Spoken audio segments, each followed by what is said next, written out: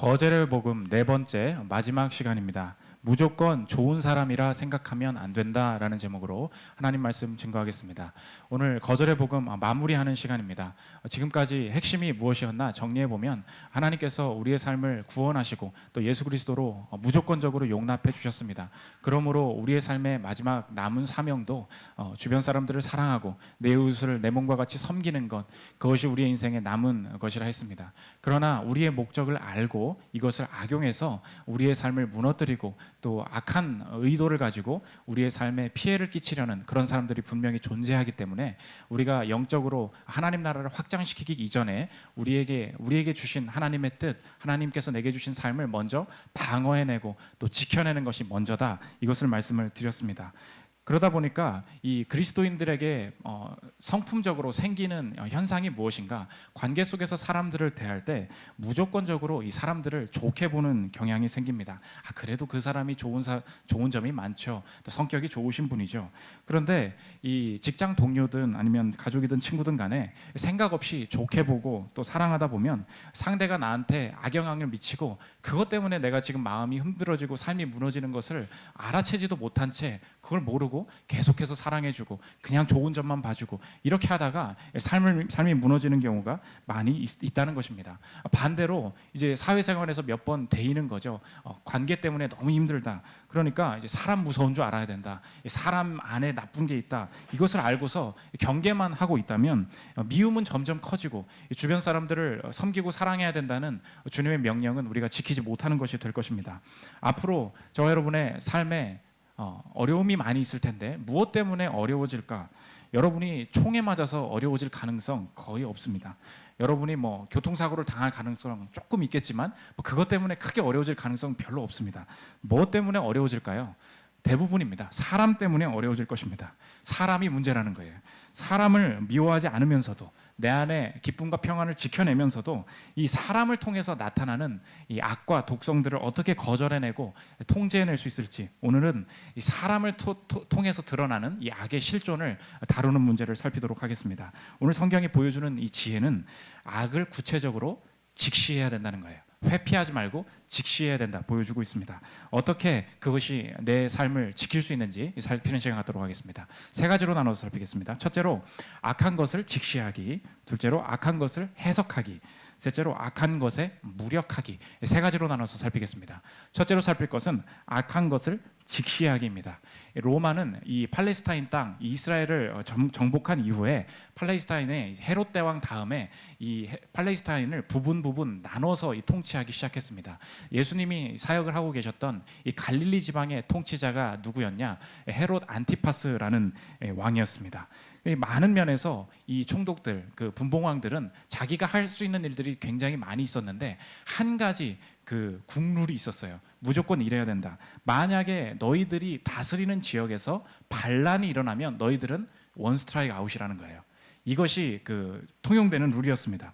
그러니까 예수님이 지금 갈릴리에 계실 때 예수님이 일으키는 일들이 다 그 메시아적인 일이지 않습니까? 정치적인 소란이 있을 수 있다. 당연히 그런 위협을 감지한 거죠. 그리고 이 헤롯 그 안티파스는 알지만 세례 요한도 죽였던 사람이고 미신에 많이 빠졌던 사람입니다. 그러니까 이 살기가 있는 사람이었던 거죠. 이 사람의 이야기를 오늘 바리새인들이 하고 있는 것입니다. 예수님, 그 헤롯이 예수님도 죽이려고 합니다. 그러니까 오늘 예수님이 대답을 하시는 거예요. 이 헤롯에 대해서 어떻게 평가하시는가? 32절을 보십시오. 이르시되 너희는 가서 저 여우에게 이르되 오늘과 내일은 내가 귀신을 쫓아내며 병을 고치다가 제3일에는 완전하여지리라 하라. 지금 헤롯을 뭐라고 표현하시냐? 여우다. 이제 영어 보면 Go tell that fox. 여우한테 가서 말해라. 여우란 말을 지금이야 좀 긍정적으로 해석할 수 있겠지만 이 당시는 다른 의미가 없습니다. 무조건 험한 표현이었어요. 교활하게 해를 끼치는 짐승 이런 것입니다. 예수님이 헤롯을 여우라고 표현을 하셨다는 거예요. 왜 그러셨을까요? 답답해서, 날 죽인다니까 순간적으로 분노가 치밀어 올라서 그런 것입니까? 오늘 이것이 바로 본문의 문제 제기라는 것입니다. 예수님은 이 분노를 통제하지 못하시는 분이 아니었습니다. 죄가 없으신 분이었습니다. 그러니까 그냥 우리처럼 욱해서 욕을 하고 욱해서 험한 표현을 하신 게 아니라는 거예요. 그러면 만약 분노에 북받쳐서 나도 모르게 이런 말을 하신 것이 아니라면 이 헤롯에게 여우라고 한 말은 의도적인 호칭이고 사람을 의도적으로 구별해서 대응하는 모습이셨다는 것입니다. 이것이 오늘 본문의 핵심인데, 오늘 본문은 사람을 통해서 다가오는 이 악을 실제적으로 방어하기 위해서 우리가 어떻게 해야 되는가, 그것을 보여주고 있습니다. 내 삶을 무너뜨리는 사람으로부터 나를 방어하기 위해서 1차적으로 내가 해야 될 일이 무엇인가, 오늘 제목과 같습니다. 모든 사람에 대해서 무조건 좋은 사람이라고 생각하면 안 된다는 것입니다. 야, 그리스도의 사랑으로 내가 용납을 받았으니 모든 사람을 사랑해야지, 장점만 봐야지. 그렇지 않아요. 여우를 여우라고 말해야 된다는 것입니다. 악한 것을 직시하지 않으면 좋은 게 좋은 건 줄 알고 어디서부터 스트레스가 오는지도 모르고 파괴적인 결혼 생활, 파괴적인 직장 생활 할 수밖에 없다는 것입니다. 제가 예전에 저도 회사 생활을 했었으니까 동생도 회사를 다니고 이제 회사에 관련된 이야기를 많이 주고받았는데, 이제 회사 얘기를 쭉 하다가 어느 순간 제 동생이 화가 나서 저한테 나 그냥 말 안 할래, 이런 말을 저한테 딱 했습니다. 형이랑 나 말 못 하겠어, 뭐 그러는 거예요. 그래서 왜, 나 지금 잘 들어주고 있었는데, 이렇게 얘기하니까 아니라는 거예요. 형이 하는 말을 형이 스스로 한번 들어보라는 거예요. 형은 무조건 내가 틀렸다고 말한다는 거예요. 막 얘기를 들어보면 내가 부족하다, 네가 뭐 신입사원이라 뭘 모른다, 이렇게 전제하고 말을 한다는 것입니다. 네가 경험이 없어서 그래, 그 사람이 순간 화가 나서 그런 거야, 그런 뜻으로 한 게 아니야, 무슨 다른 뜻이 있으시겠지. 그러니까 제 마음속에 전제가 뭐냐, 윗사람이니까 무조건 너보다 경험이 많으니까 좋은 행동, 옳은 행동만 한다, 그런 전제를 가지고 계속해서 대화를 나도 모르게 쳐내고 있는 거 아니라니까. 네가 잘못한 거야, 계속 그렇게 말하는 거예요. 그렇게 말 안 해, 이제 한 거예요. 근데 가만히 이제 제가 너무 이렇게 편향돼 있었구나 하고서 이제 교정을 하고 계속 들어보니까 아니에요. 저 사람이 정말로 무례하게 대하고 잘못하고 이용하고 있는 부분이 분명히 있다는 것입니다. 그런데 그것을 다 막아내고 이제 그리스도인이니까, 네가 그리스도인들이니까 잘해야지, 무조건 섬겨드려, 이런 말만 계속 하고 있으니까 이 목사 아니랄까봐 이거 계속 그런 일들이 벌어지게 되는 거죠. 그러니까 장점만 봐, 뭐 그것도 못 참니, 이런 말들이 그리스도인들에게 너무 위로가 되지 않는다는 것입니다. 보이십니까? 이 시대에 저와 여러분을, 이 시대 문화가 저와 여러분을 죽이는 방법이 무엇인지 아십니까? 관계 속에서 문제가 일어나요. 지독한 관계가 하나 생깁니다. 가족이든 직장이든 이런 게 생겨요. 그리고 나서 어떻게 하느냐, 내 운명을, 내 삶을 그 관계에 종속시켜 버립니다. 관계에 내가 종속돼 있다고 느끼게 만든다는 거예요. 한번 예를 들어보면, 회사에서 너무 나쁜 사람이 있어요. 그런데 내가 참아야 돼요. 왜 그렇죠? 살려면 버텨야죠. 우리가 이런 생각을 하지 않습니까? 너무 나쁜 사람이 있어요. 그런데 내가 지금 욱할 수 있습니다. 근데 왜 참아야 되는 거예요? 왜 참아야 되냐는 해석을 관계에 종속되어 있어서 이렇게 느끼게 만듭니다. 그럼 내가 말하면 잘리잖아. 내가 승진을 하려면 참아야 돼. 내가 잘 되려면 버티는 수밖에 없어. 그러니까 내 인생의 미래가 뭐에 종속되어 있다는 거예요? 이 관계에 종속되어 있다는 거예요. 내가 참고 버티지 않으면 너는 미래가 어려워질 거라는 것입니다. 지금 뭘 통해서 위협합니까? 관계를 하나 뚝 던져요. 너무 지독한 관계를 하나 줘요. 그리고 이것을 통해서 이거 못 버티면 너의 인생도 같이 무너질 거야 라고 위협하기 시작한다는 것입니다. 가족 중에 부모나 또 형제자매의 특정한 모습 때문에 괴로움을 가지고 계신 분들 너무나 여기 대부분일 것입니다. 너무 어려운 부분들이 많이 있어서 미치겠어요. 그런데 내가 정상적인 사람일 때 많은 그런 고백들을 많이 들어봤습니다. 부모한테 한 소리 못 하겠다는 거예요. 이걸 못 참는 내 자신이 더 굴욕적이라는 거예요. 만약에 지금도 네 집안이 콩가루인데 내 자신마저 화를 내버리면, 내 자신마저 이 집, 내 동생, 내 사랑하는 형 누나 이 문제 때문에 이거 괴로워하는 거 아는데 나마저 폭발해버리면 우리 집이 완전 무너질 것 같다는 거예요. 그러니까 내 안에 느끼는 게 무엇입니까? 내 인생의 미래가 뭐에 종속돼 있다는 거예요? 이 관계에 종속돼 있다는 거예요. 그러니까 나쁜 사람이 한 명 나타나고 그것 때문에 내 모든 인생 전체가 꽉 눌리기 시작한다는 것입니다. 오래 사귀고 헤어지신 분들 많이 있습니다. 그럴 때 어떤 죄책감과 불안에 사로잡히냐면, 내가 헤어진 다음에 생각하는 거예요. 내가 못 버텨서 망한 거라는 거예요. 그 상대를 내가 더 품었어야 되는데 못 버티는 바람에 무너졌다. 다 내 탓으로 돌리기 시작한다는 것입니다. 그러니까 이 시대가 모든 책임을 나를 더 채찍질하는 걸로 바꾸기 시작합니다. 이게 이 시대에서 관계 속에서 우리 시대가 겪는 어려움이라는 것입니다. 그러니까 이 관계는 나의 마음먹기에 달렸다. 내가 잘해주면 바뀔 것이다. 자꾸 이렇게 우리를 못 살게 만든다는 것입니다. 이게 과연 답이 되는지 제가 이 말은 아닌데 이제 에세이를 읽으면서 생각을 했던 게 있는데 이평이라는 두 평이 아니고 이평이라는 작가님이 계십니다. 관계를 정리하는 중입니다라는 책이 있어요. 에세이로 되게 요즘 잘 나가는 책인데 이중적이고 이기적인 사람들로부터 의연해지는 법 하더니 이렇게 살아보라는 거예요. 여러분 한번 이게 되는지 들어보십시오. 어쩌면 가장 좋은 방법은 다른 곳에 있을 수 있다. 어떠한 흔들림에도 연연하지 않고 이를 성공의 척도로 삼는 것 말이다. 내가 당신들보다 이만큼 잘 살고 있다. 저 사람처럼은 되지 말아야지. 이참에 그 사람을 비교 대상 삼아 내 자존감을 높이는 것이다. 똑같이 욕하거나 관계를 끊지 않고도 행복해질 방법이 어쩌면 이것 아닐까?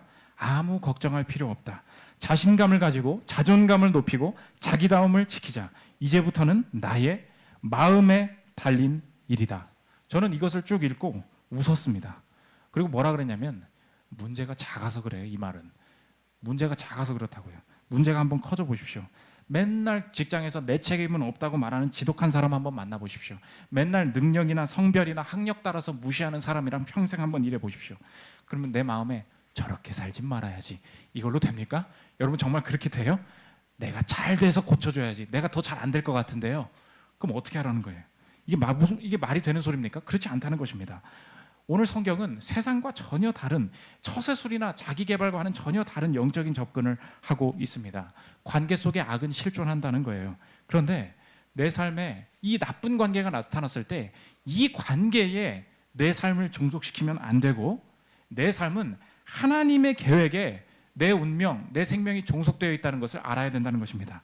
관계에 종속된 삶, 이게 세상의 세계관인데 오늘 보여주는 새로운 세계관은 뭐냐? 계획에 종속되는 삶, 이것이 그리스도인의 삶이라는 것입니다. 뭐라고요? 관계에 종속된 삶이 아니라는 거예요. 계획에 종속되어 있다는 것입니다. 예수님이 여우야 말한 다음에 어디에 난 종속되어 있다 뭐라고 말하는지 한번 들어보십시오. 32절 다시 보십시오. 이르시되 너희는 가서 저 여우에게 이르되 오늘과 내일은 내가 귀신을 쫓아내며 병을 고치다가 제3일에는 완전하여지리라 하라. 무엇을 말하고 있습니까? 무엇으로 쳐내고 있습니까? 부활까지 내 삶이 이어질 하나님의 계획을 말하고 있다는 것입니다. 우리가 너무 나쁜 사람들을 만나고 이것 때문에 주중에 대부분의 문제들이 대부분의 에너지가 쓰일 때마다 기억해야 될 것이 뭐냐? 이거 버텨야 회사에서 좋아지겠지? 이거 버텨야 우리 가정도 살릴 수 있겠지? 그렇지 않다는 거예요. 자꾸 관계 때문에 내 인생이 버티지 못하면 힘든다. 누구 책임이라는 거예요? 누가 결국 다 짊어져야 된다는 거예요. 내 책임이라는 거예요. 내가 참아내지 못하면 안 된다는 거예요. 그렇지 않습니다. 관계에 종속돼 있지 않고 그리스도인들의 삶은 언제나 계획에 종속돼 있다는 거예요. 그래서 오늘 성경은 내 주변에서 벌어지는 이 골치 아픈 날 힘들게 하는 관계를 해석하는 이 방법을 바꾸고 있는데 나를 무너뜨리려는 게 아니라 언제나 내 삶의 악한 관계들은 내 안에 하나님의 계획을 막으려는 움직임으로 본다는 거예요. 여러분 기억하십시오. 날 무너뜨려요. 그냥 해코지한 게 아니에요. 내 삶을 한번 버텨내봐. 나한테 요구하는 게 아니에요. 언제나 이 공격은 뭐와 관련돼 있냐? 내 안에 이미 있는 하나님의 계획, 하나님의 것이 있어요. 그것을 빼앗으려는 영적인 움직임으로 본다는 것입니다. 그러므로 저 여러분 오늘 힘들게 하는 상대방에게 내가 잘못했지 뭐, 내가 더 잘해주면 되겠지 뭐 이거 아니에요. 여러분 속이 썩어 들어갈 것입니다. 오늘 담대하게 말을 하십시오. 넌 여우야. 말하라는 거예요. 강도사님 그건 무슨 소리입니까? 내가 그 상대방한테 여우라고 말하면 어떡합니까? 그러니까 직접적으로 말을 하라는 게 아니고 오늘 그러니까 강도사님 그 사람들이 이렇게 물어봐요. 그러면 예수님도 여우라고 하셨으니 나는 상대방에게 이제 미워해도 된다는 소리입니까? 상대방에게 욕을 해도 된다는 소리입니까? 그런 뜻이 아니라는 거예요. 하나님이 여우야라고 말하는 것은 언제나 긍정적입니다. 상대를 미워하기 위해서 하는 말이 아니라는 거예요. 이 영적인 관계를 알았기 때문에 내 안의 것을 지켜내기 위해서 하는 말이라는 거예요. 이것은 미움에서 온 것이 아니라 사랑과 거룩에서 온 것입니다. 내가 이것을 분별하기 위해서 저 사람은 여우다. 저 사람은 나를 해하려는 사람이다. 저 사람은 맨날 의미 없는 일만 시킨다. 저 사람은 학력을 가지고 나를 괴롭히는 존재다. 분명한 악이 무엇이 나를 공격하는지 말해야 돼요. 분명하게 내 내면에서 말을 하십시오. 그 다음에 해야 되는 것이 무엇이냐? 미워하는 게 아니에요. 내게 지켜낼 것이 있다는 것을 깨닫는 것입니다. 그렇기에 내가 이 여우라고 말할수록 소망이 생겨요. 여우임을, 악을 직시할수록 기쁨이 생겨요. 왜? 내가 이걸 못 버티면 망하는 거야. 내 책임이 아니에요. 하나님의 계획 안에 이것이 영적인 싸움임을 알고 소망 가운데 직시하는 것, 악을 바라보는 것, 이 담대함이 하나님이 주신 계획 속에 있다는 것입니다. 저 여러분 오늘 확신하십시오. 관계의 어려움들이나 정말 지긋지긋한 가족의 어떤 그런 것 있습니까? 관계 때문에 언제 무너진대요, 내 삶이. 여러분이 하는 거에 따라 여러분의 운명이 달라진다고 누가 그랬어요? 그렇지 않습니다. 이것이 하나님의 계획 안에 있고 그렇기에 직시하고 일어나야 한다는 것입니다. 이것이 바로 영적인 세계를 열어주는 관계 속의 성경의 사고 방식이라는 것입니다. 두 번째 살펴볼 것은 악한 것을 해석하기입니다. 그러면 도대체 악한 관계 속에서 도대체 저는 영적인 세계를 잘 모릅니다. 영적 공격이 도대체 무엇입니까? 상대가 나한테 노리는 하나님의 것이 도대체 뭡니까? 오늘 본문은 두 가지를 보여주고 있습니다. 상대가 악한 행동을 통해서 나에게 무엇을 앗아가고자 하느냐, 두 가지인데, 첫째는 구원의 확신을 노린다는 것이고, 둘째는 구원의 자리를 노린다는 거예요. 차례로 살피면 첫째로 구원의 확신을 노린다는 것입니다. 오늘 예수님이 어떤 정황에서 너는 여우야 라고 분명히 말씀하셨는지, 이 앞의 정황을 보면 바리새인들이 헤롯에 대해서 뭐라고 설명했냐, 헤롯이 당신 죽이려고 한다던데요, 이렇게 말했다는 거예요. 31절 다시 보십시오. 곧 그때에 어떤 바리새인들이 나와서 이르되 나가서 여기를 떠나소서, 헤롯이 당신을 죽이고자 하나이다. 이르시되 너희는 가서 저 여우에게 이르되. 이 대답이 어디서 나왔어요? 헤롯이 당신을 죽이고자 하나이다. 예수님의 무엇을 흔들려고 한 것인가? 예수님의 구원을 흔들려는 말 속에서 나왔다는 것입니다. 우리가 예수 그리스도를 믿고 교회를 다닐 때 구원의 확신, 이런 말을 많이 들어보셨을 거예요. 당신은 구원의 확신이 있으십니까? 지금 세상을 떠나도 주님과 함께 영생을 누릴 것을 믿으십니까? 우리가 이것을 구원의 확신이라고 하지 않습니까? 그런데 이 구원의 확신이 죽은 이후에만 그 확신을 가지면 된다라고 생각합니다. 그렇지 않아요. 구원의 확신은 이 시간, 내가 이 나라, 이 세계에도 내가 구원의 확신을 누려야 한다는 것입니다. 지금 예수님의 무엇을 빼앗아 가시냐? 왜 여우라고 하시냐? 헤롯이 미워서가 아니에요. 이것은 내 삶을 정의하는 구원의 확신을 빼앗아가는 싸움이었기 때문입니다. 지금 어떤 프레임으로 싹 바꾼 거냐면, 헤롯이 당신을 죽이려고 합니다. 무슨 말이에요? 헤롯에게 당신의 목숨이 달려 있습니다. 목숨이, 내 구원이 누구에게 달려 있다는 거예요? 헤롯 때문에 당신 큰일 난다는 거예요. 헤롯 때문에 자주지 될 거라는 거예요. 무엇을 흔들고 있습니까? 구원의 확신을 흔들고 있어요. 그러니까 바로 뭐라고 말씀하세요? 악을 직시한 거예요. 여우한테 똑바로 말해줘. 교활하게 내 목숨을 가지고 위협하지 말라 그래라. 내 목숨은 하나님께 달려 있는 거야. 헤롯 때문에, 헤롯이 죽이려고 다가온다고 해서 내가 피해야 되는 게 아니야. 내 목숨이 네가 온다고 해서 내 목숨을 뺏기는 게 아니야. 구원의 확신의 싸움이라는 것입니다. 언제나 저 여러분을 공격하는 게 이거예요. 왜 이렇게 저 사람 말을 들으면 기분이 나쁘지? 왜 이렇게 저 사람이랑 대화를 하면 1시간 하면 진이 싹 빠지지? 왜 그런지 아십니까? 여러분의 구원의 확신을 공격하는 거예요. 이게 도대체 무슨 말이냐? 구체적으로 한번 그 예를 들어보면, 회사에서 나에게 정말 무의미한 일을 계속 시키는 사람들이 있습니다. 여러분 그런 일들 많으시죠? 왜 이 표를 채워야 되는 거예요? 왜 이거를 보고서를 써야 되는 거예요? 하루 종일 이 보고서를 쓰는데 어디에 쓰이는지를 모르겠어요. 뭐 이런 경우가 너무 많지 않습니까? 그러면 내 마음에 너무 막 분노하시는 분들을, 일주일 동안 내가 뭐 한 건지 모르겠다, 그런 분들 너무 많아요. 그러면 내 마음에 드는 생각이 분노가 치밀어 올라요. 정말 저 사람 왜 나한테 이런 의미 없는 일을 시킬까? 그런데 이 안에 영적인 공격이 같이 있다는 것입니다. 저 의미 있는 일을 안 시켰으면 좋겠다, 이렇게만 말하면 되는 게 아니라는 거예요. 상대한테 클레임을 걸고 욕한다고 되는 게 아니에요. 이 안에 숨겨진 영적인 공격이 무엇입니까? 효율과 의미가 있는 일을 해야만 내가 이 직장에서의 미래가 보장될 것이다. 이 공격을 하고 있는 거예요. 여러분들 왜 화가 자꾸 나는지 아세요? 나는 좀 효율적인 일, 의미 있는 일, 가치 있는 일을 하고 싶어. 되게 좋은 말 같죠? 그런데 상대가 의미 없는 일을 던지면서 우리한테 공격하는 게 무엇인지 아십니까? 의미 없는 일 계속 하다가는 나 이 회사에서 뒤처질 거야. 좋은 보직 못 맡게 될 거야. 이렇게 말을 이 공격이 속에 숨어 있다는 거예요. 이때 구원의 확신을 흔드는 거거든요. 이때 내 안에 다시 가져야 될 생각이 무엇입니까? 의미는 하나님이 만드신다. 그래야 버티는 거예요.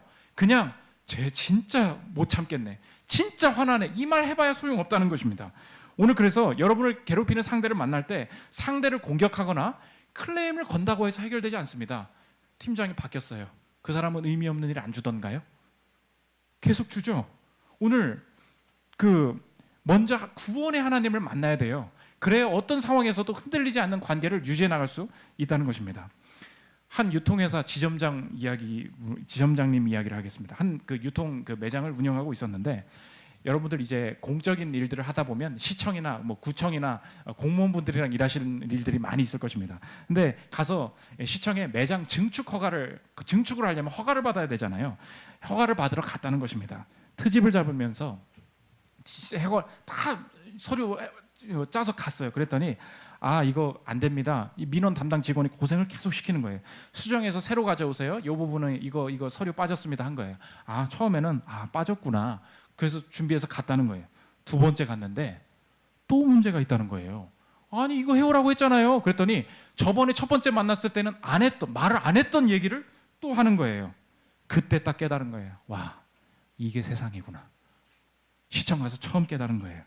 지난번에 하지 않은 말을 왜 하지? 지난번에 해줬으면 되는 건데, 인사를 하라는 뜻이구나. 그게 무슨 말인지 아세요? 인사를 하라는 뜻이구나. 근데 그럴 수가 없는 거예요. 그리스도인으로서. 세 번째, 그 두 번째 서류 맞춰서 또 세 번째 갔습니다. 또 서류에 하자가 있다 그러는 거예요. 또 새로운 문제를 제기하는 거예요. 이거 점심이라도 사야 되나? 이거 증축허가 안 나면 다 끝나는 건데. 그런데 이제 생각을 한 거죠. 구원을 노리는 거예요. 어떻게 해야 됩니까? 여기서 이거 허가 안 나면 난 망하는 거야. 새로운 방법을 써야 되는 거야. 난 그때 이제 지금 뭐라 그랬어요? 난 여우구나, 넌 여우구나, 네가 미워 이렇게 하면 된다 그랬어요? 상대를 미워한다고 될 일이 아니라고요. 영적으로 봐야 된다 그랬죠. 어떻게 하냐? 하나님, 내가 그 행동 안 하고 이 문제 풀기를 원합니다. 속으로 기도한 거예요. 구원의 하나님 얘기한 거예요. 근데 갑자기 민원하는 담당 직원이 자기한테 군대 얘기를 술술 하더라는 거예요. 제가 군대에 있을 때도 뭐 어쩌고 저쩌고 이렇게 하는데 보니까 군대 비슷한 데 나오는, 해병대 나오는 것 같다는 거예요. 그래서 기수가 어떻게 되시는 거예요? 해보니까 누가 더 높은 거예요. 신청한 사람이 더 높은 거예요. 여러분 아십니까? 해병대는 멀리서 있잖아요. 그러면 이렇게 해요. 이게 뭐예요? 땡기는 거예요. 그러면은 멀리서 선배가 이렇게 땡기면 와서 필승해야 돼요. 이게 그런 정도로 기수가 이렇게 돼 있거든요. 기수가 더 높은 거예요. 갑자기 9년을 통해서 해결했다. 이건 다 나쁜 거겠죠. 그런데 하나님의 일하심이 그렇게 교묘했다는 거예요. 그렇게 신비했다는 거예요. 갑자기 민원인을 상대로 군대 얘기를 먼저 꺼내게 하더니 이 뇌물을 바라던 공무원이 제가 해드려야 돼. 바로 통과가 됐다는 것입니다. 그 순간적인 찰나에 3번 시청을 왔다 갔다 할 때마다 마음속에 끝까지 가지고 있었던 것이 무엇이냐? 상대는 내 구원의 확신을 노린다는 거예요. 다른 공무원 만나서 또 그러면 어떡할 거예요? 싫은 사람 다 제거하고 그렇게 살 것입니까? 그렇지 않아요. 영적인 것이 함께 있다는 것을 꼭 기억하십시오. 구원을 흔들 거예요. 여러분의 나도 모르게 하나님이 아니라 내가 구원이라고 생각했던 것이 무엇입니까? 이 증축허가 안 나면 다 끝이야. 여기서 하나님이 필요한 게 아니야. 뇌물이 필요한 거지. 여기서는 지금 효율이 필요한 거야. 무의미하면 큰일 나. 의미 있는 일만 하면서 커리어를 쌓아야지. 좋은 것 같은데 하나님이 아니에요. 하나님만이 온전히 나의 구원이 되신다. 하나님만이 나의 지혜가 되신다. 여기서 일을 풀어나가야 된다는 것입니다. 두 번째, 구원의 자리를 빼앗으려고 한다는 거예요. 오늘 구체적인 자리를 벗어나라 이야기하는데 헤롯이 죽이려고 합니다. 그러면서 뭐라고 말하는지 31절을 다시 한번 읽어보십시오. 곧 그때에 어떤 바리새인들이 나와서 이르되 나가서 여기를 떠나소서, 헤롯이 당신을 죽이고자 하나이다. 이것이 영적인 공격이라는 것을 알고 나니까 구원의 확신을 흔드는 것과 동시에 어떤 공격이 같이 오면 알 수 있습니까? 구원의 자리를 공격한다는 거예요. 그래서 예수님이 일부러 뒤에서 뭐라고 말하면 내 자리는 여기야, 내 자리는 여기야, 절대 안 움직일 거야, 이렇게 말씀하십니다. 32절 보십시오. 이르시되 너희는 가서 저 여호와에게 이르되 오늘과 내일은 내가 귀신을 쫓아내며 병을 고치다가 제3일에는 완전하여지리라 하라. 그러나 오늘과 내일과 모레는 내가 갈 길을 가야 하리니 선지자가 예루살렘 밖에서는 죽는 법이 없느니라. 자꾸 오늘, 내일, 모레 예루살렘 이런 얘기 왜 하시는지 아십니까? 나는 예루살렘까지 가가지고 십자가 달려서 죽고야 말 거야. 무슨 말이에요? 악을 명확하게 직시하고 이것이 그냥 상대를 미워할 문제가 아니라 영적으로 내 구원의 확신을 흔들고 하나님이 주신 구원의 자리를 흔들려는 것이구나라는 것을 깨달았을 때 내가 해야 될 행동, 지켜내야 될 자리들이 너무나 구체적으로 보이더라는 거예요. 여러분 한번 묻겠습니다. 여러분이 이것이 영적인 것일 수 있다. 가정의 관계 문제, 어떤 부부간의 관계 문제, 저 지독한 학생 혹은 지독한 어떤 선배와의 관계가 영적인 것이 함께 있을 수 있다는 것을 깨달았을 때 상대에 대한 미움만 올라오는 것이 아니라 이것이 내가 바른 구원을 회복해야 된다면 바른 행동, 바른 자리도 지켜내야 된다. 이거 깨달아진 적이 언제입니까? 거기에 내 구원이 진짜 달려 있다는 거예요. 그 시리즈의 그 베이스가 되었던 책 소개했죠. 그 게리 토마스 목사님의 When to Walk Away 번역이 돼가지고 그 저한테 이 책 그 제가 인스타에 하나 올렸더니 출간도 안 됐는데 고맙다고 고통스러운 관계 떠나기라고 책이 나왔어요. 10권이나 보내줘가지고 리더들 선물로 줬는데 한 3권 남았거든요. 나 너무 읽고 싶다. 그럼 저한테 좀 이따 오십시오. 선물로 드릴 건데 거기에 나오는 얘기입니다.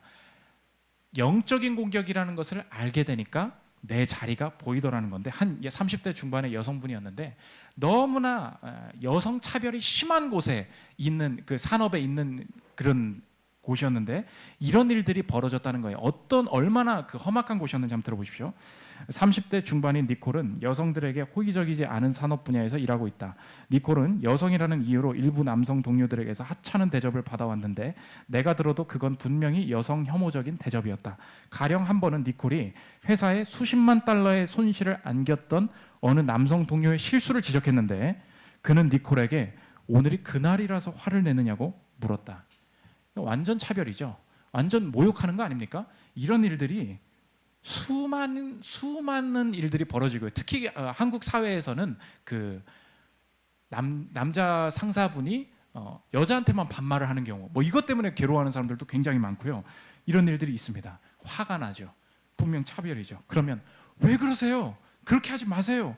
여러분 한번 이것이 해결입니까? 그렇게 말을 해야겠죠. 근데 이것만이 답이 아니다. 영적인 것이 분명히 함께 있다. 그래서 그리스도 안에 구원의 자리도 여기임을 확신한다. 그러면서 그분이 이렇게 고백을 합니다. 이어서 들어보십시오. 그리스도 안에서 내가 누구인지 확신하지 못했다면 내가 직면한 독성을 다룰 수 없었을 것입니다. 솔직히 내가 그리스도인이라는 사실은 내가 여자라는 사실만큼이나 몇몇 동료들에겐 비웃음을 살 만한 일입니다. 누군가 여성 혐오적이고 반기독교적인 말을 할 때마다 내가 직업을 바꾼다면 독이 되는 사람들이 이길 겁니다. 내가 경쟁에서 밀리면 영향력을 잃게 될 텐데 그건 이기적인 행동이 될 겁니다. 나보다 젊은 여성들과 다른 그리스도인들이 그 전쟁을 치르며 고통받아야 할 테니까요. 그런데 이제 이 사람의 마지막 고백인데 우리가 예수님이 뭐라 그러셨어요? 헤롯이 날 위협하니까 헤롯 너 두고 봐. 내가 너 잡을 거야. 내가 너 한번 잡는다. 이러셨습니까? 그러지 않으셨죠. 예수님이 구원의 자리를 지키셨죠. 마찬가지라는 거예요. 내가 화가 아직도 난다는 거예요. 그런데 영적인 싸움을 계속해 나가겠다는 거예요. 마지막 고백입니다. 들어보십시오.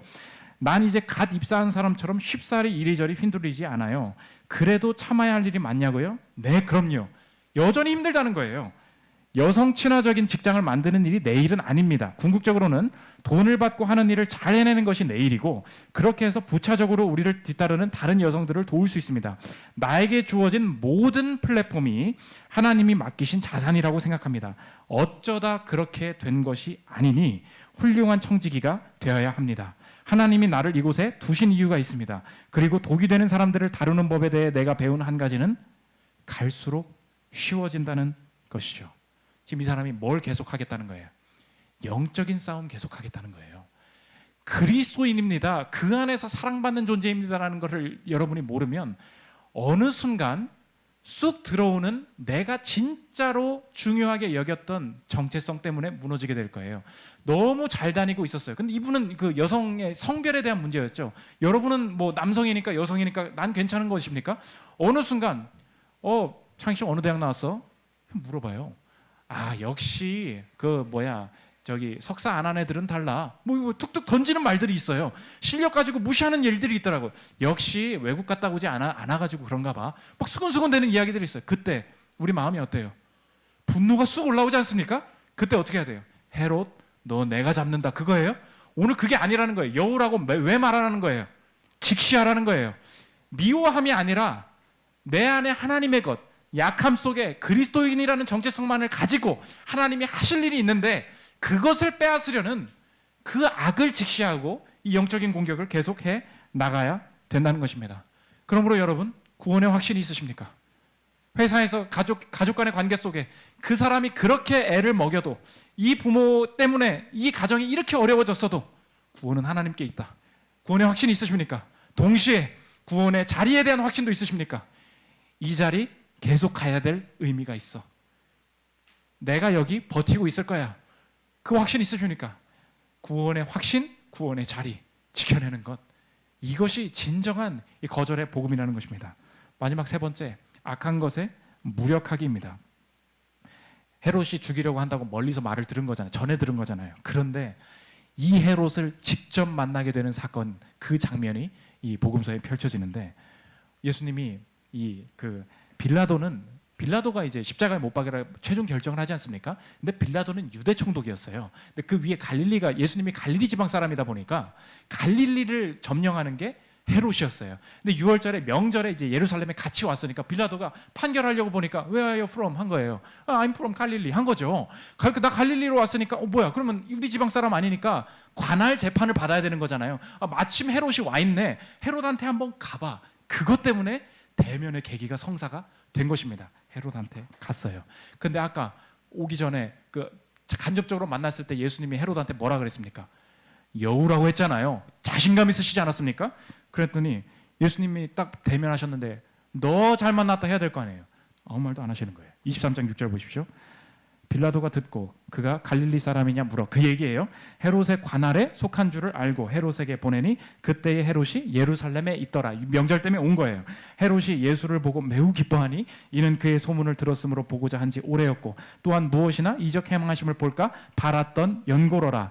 여러 말로 물으나 아무 말도 대답하지 아니하시니. 여러분 이것입니까? 멀리서 욕하다가 여우야 여우야 하다가 보니까 무서워. 이것입니까? 예수님 그러신 거예요? 그렇지 않아요. 악을 똑바로 직시하셨던 예수님은 오늘 왜 헤롯과 대면할 때 무력하게 보이셨는가? 오늘 성경은 악을 대면하는 내 인생의 악을 대면하는 문제를 더 큰 이야기로 끌고 가고 있습니다. 성경은 헤롯이 죄인이다 이 얘기를 하고 싶은 것이 아니라 예수님을 대하는 저와 여러분의 이야기로 이 이야기를 확장시키고 있다는 거예요.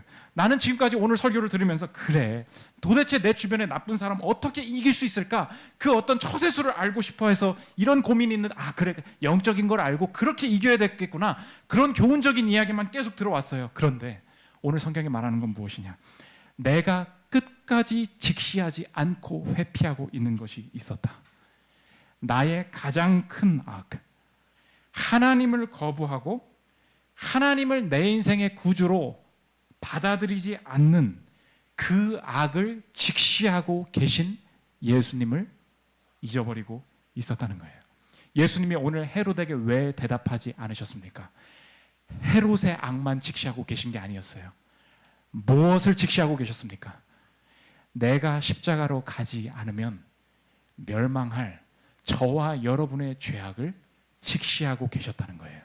그 악을 직시하고 계셨기 때문에 지금 이 헤롯을 무너뜨리는 것이 문제가 아니라 여기에서 침묵하고 다시 영적으로 이 상황을 해석하면서 십자가까지 밀고 나가서 정말로 우리를 가로막고 있는 하나님과 우리의 사이를 가로막고 있는 그 악의 본체 마귀를 무너뜨리는 것, 그 악을 똑바로 직시하고 계셨다는 거예요. 사람들이 헤롯한테 쫄았네 이렇게 말했다는 거예요. 정말 쫄으신 것입니까? 아니라는 거예요. 악을 직시하고 계셨어요. 그래서 이 본문에 갑자기 헤롯한테 여우라고 말씀하시더니 예루살렘아 너희가 돌이켜야 된다. 너희의 악을 직시해야 된다. 갑자기 바뀌어요. 34절 보십시오. 예루살렘아 예루살렘아 헤롯한테 욕했는데 왜 그러는 거예요? 선지자들을 죽이고 내게 파송된 자들을 돌로 치는 자예요. 암탉이 제 새끼를 날개 아래 모음같이 내가 너희의 자녀를 모으려 한 일이 몇 번이냐. 그러나 너희가 원하지 아니하였도다. 누구 악을 직시하라는 거예요? 헤롯 욕하지 말라는 거예요. 너희 그러므로 알겠다. 우리 이제 인생에 다시 보이지 않습니까? 내 앞에 이 원수 같은 사람들 좀 어떻게 좀 해주세요 하나님. 그거 평생 기도했어요. 맞아요. 하나님이 그 부분에 대해서 함께 하실 것입니다. 너무 어려운 문제죠. 그런데 하나님은 더 크게 끌고 가시고 있어요. 우리가 직시하지 못하고 있는 것이 무엇입니까?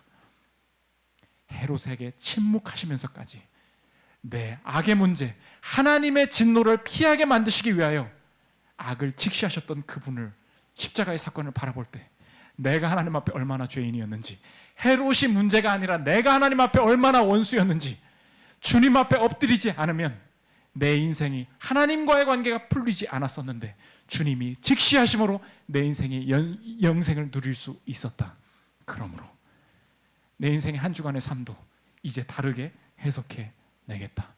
그냥 나쁜 사람만 보이면 원수라고 못 살겠다고 그냥 말을 하내면서 푸는 것이 아니라 헤롯 앞에서 침묵하신 예수님 때문에 내가 영생을 누리고 있는 존재라면, 내 앞에 끊임없이 앞으로도 다가올 관계 속의 문제 속에 이것이 영적인 공격이 함께 있음을 알고 주님이 구원의 자리 지키셨듯이, 헤롯 앞에서 침묵 지키셨듯이 나도 주님께서 주신 구원의 확신, 구원의 자리를 지켜내므로 더 큰 악을 직시하고 내 삶에서 주시는 더 큰 승리를 분명히 확신할 수 있겠다. 이 고백이 가능하게 된다는 것입니다. 자, 여러분, 오늘 거절의 복음 마지막인데 평생의 삶의 관계 속에 오는 악을 분별하고 주님이 주시는 이 복음의 해결 방식을 가지고 평생의 관계 속의 복과 승리를 누리는 저 여러분들 되시기를 기도합니다. 믿음과 삶 찬양하고 기도하는 시간 갖도록 하겠습니다.